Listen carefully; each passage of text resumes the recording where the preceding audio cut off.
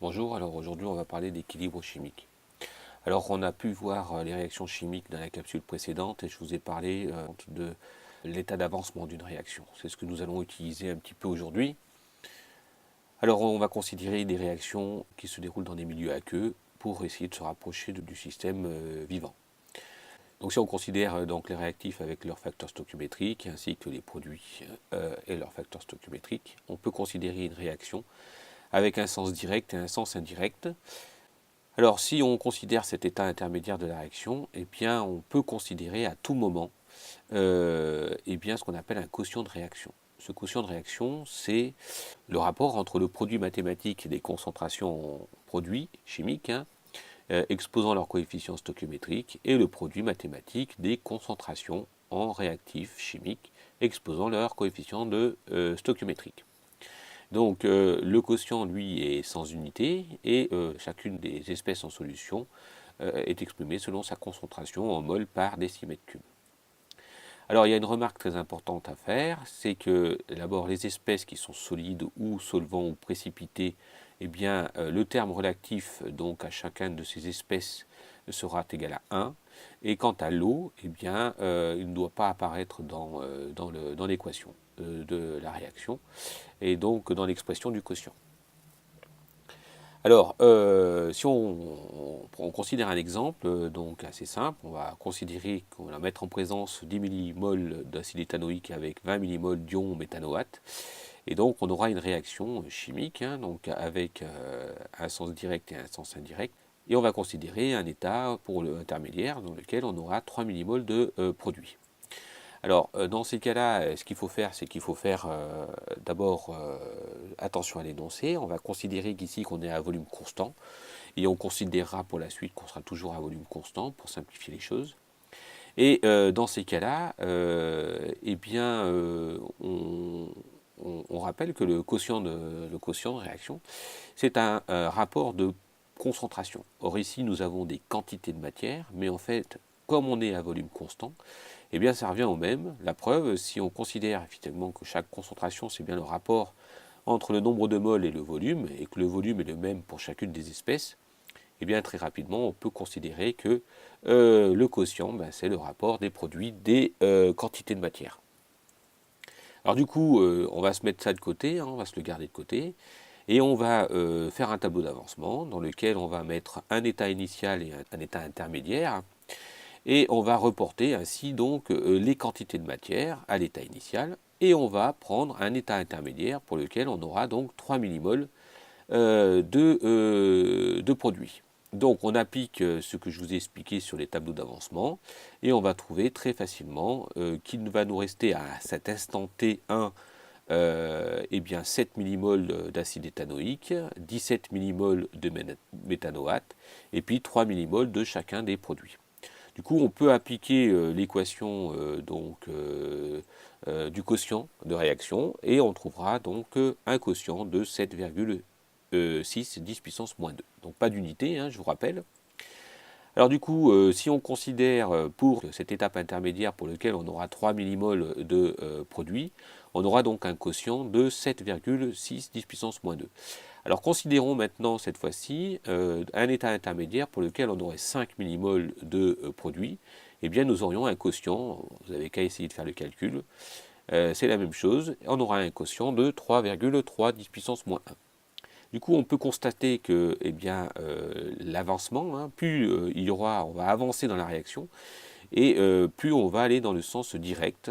Et il faut savoir qu'en pratique, eh bien, on va calculer plutôt le quotient à l'état initial d'une transformation.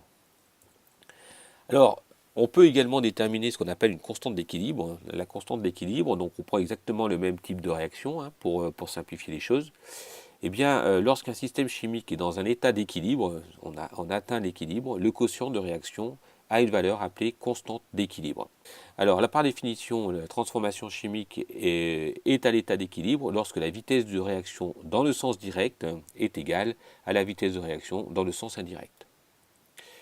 Alors finalement, l'expression de la constante sera le rapport entre le produit mathématique des concentrations à l'équilibre en produits chimiques exposant les coefficients stoichiométriques et le produit mathématique des concentrations à l'équilibre en réactifs chimiques exposant leurs coefficients stoichiométriques. Donc là de nouveau, K est sans unité et chacune des espèces est exprimée selon sa concentration en mol par décimètre cube. Alors, il y a des valeurs de concentration qui sont importantes à connaître. D'abord, il faut savoir que dans le cas du solvant, c'est ce que je vous ai dit au départ, on va considérer que l'eau ne doit pas apparaître, ou autrement dit, l'eau est égale à 1 mol par décimètre cube, donc au final, elle ne va pas apparaître dans l'expression. Ensuite, pour le cas des ions hydroxonium, eh bien, on a, je vous rappelle, dans les conditions standards, eh bien, une concentration en H3O+, qui est égale à 10 exposant moins pH. Donc, autrement dit, dans les conditions biologiques, c'est-à-dire à pH 7, on aura une expression donc en H3O+, de 0 mol par décimètre cube. Alors, petite remarque sur ces fameuses conditions standards et biologiques. Alors, pour distinguer les deux, eh bien, on va associer l'expression d'un prime. Alors, les constantes d'équilibre que nous avons déjà rencontrées, notamment en première STL, ce sont les fameuses constantes pK et Ka, les constantes d'équilibre de réaction acide-base. Comme le pH c'est égal à moins log de H3O+, et bien le pKa c'est moins log de Ka. Donc le Ka c'est égal à 10 exposant moins pK.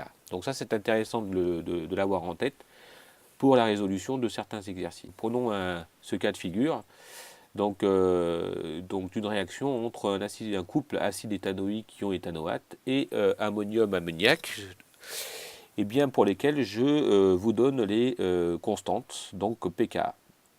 Donc, eh bien, on va appliquer la constante d'équilibre, qui est le rapport des concentrations des produits sur la concentration des réactifs. On va considérer par définition chacun des Ka et on pourra ainsi déterminer le rapport des Ka sur la concentration en H3O+, de façon à réinjecter dans l'équation de départ la constante d'équilibre. Et on va ainsi trouver très facilement la constante d'équilibre qui correspond finalement à 3,2 10 puissance 4. Alors si on considère cette constante d'équilibre de 3,2 10 puissance 4 et que on imagine un quotient de réaction initiale de 4, eh bien on aurait donc alors un quotient de réaction qui serait très inférieur à la constante d'équilibre, donc le système va évoluer dans le sens direct. Alors, ça sert à quoi déterminer la constante d'équilibre? Eh bien, ça sert à prédire le sens d'une réaction. Alors, si on considère que la constante d'équilibre est égale à 1, c'est que la réaction n'est favorisée ni dans un sens ni dans un autre. Si la constante est inférieure à 1, eh bien, on va considérer que la réaction va se faire dans le sens indirect. Mais si elle est très inférieure à 1, c'est-à-dire de l'ordre de 10 puissance moins 4, non seulement elle sera indirecte, mais elle sera irréversible. Et si la réaction est supérieure à K et supérieure à 1, alors la réaction sera réversible. Mais si elle est très supérieure à 1, c'est-à-dire au-dessus du 10 puissance 4, non seulement elle sera dans le sens direct, mais en plus elle sera irréversible. Alors on peut également considérer, comparer le rapport, donc le quotient par rapport à la constante d'équilibre. Si la constante d'équilibre est proche du KI, alors le système sera déjà à l'équilibre. Si le KI est très inférieur à K, eh bien, en fait, on va donc évoluer dans le sens direct, de façon à rapprocher le quotient de K. Et inversement, si le quotient est supérieur à KI, alors on va plutôt faire évoluer la réaction dans le sens indirect, de façon à ce que le quotient se rapproche de la valeur de K. Donc en fait, on va considérer le sens spontané d'évolution d'un système chimique en comparant donc la valeur du quotient et la valeur de la constante d'équilibre.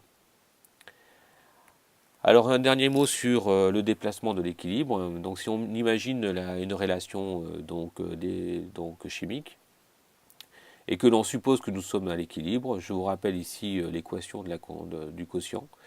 Eh bien si l'on retire une espèce chimique, donc par exemple si on retire ici la valeur de D, on va donc avoir un quotient qui va diminuer. Du coup la réaction ne se retrouve plus du tout à l'équilibre et le quotient va augmenter de façon à retrouver la valeur de K. Et donc pour augmenter, vous n'avez qu'à regarder la diapo précédente, eh bien le système va évoluer dans le sens direct.